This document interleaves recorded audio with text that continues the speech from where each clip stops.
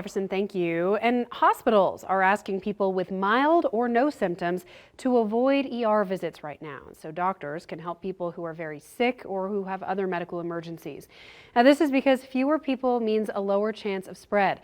People with little to no symptoms should self-quarantine, and that allows the sick patients to get help sooner, and it protects medical staff, other patients, and even you from catching the disease. Paul Nelson has more on all this. Northern Nevada Medical Center is here to help sick and injured people, but it can't do that as well if its doctors and other healthcare workers get sick. That's why they take extreme caution.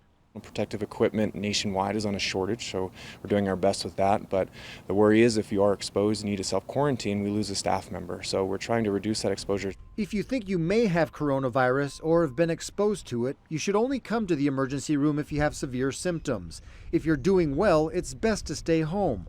Most people with COVID-19 have mild symptoms. We self-quarantine for 14 days and monitor for those symptoms. If they feel very ill, short of breath, cannot control their fevers or feel that they need to seek care, then they can come to the emergency department and we'll treat them appropriately. If you don't have those more obvious symptoms, chances are you won't get tested anyway. We cannot routinely, and I can't emphasize this enough, we cannot routinely test patients.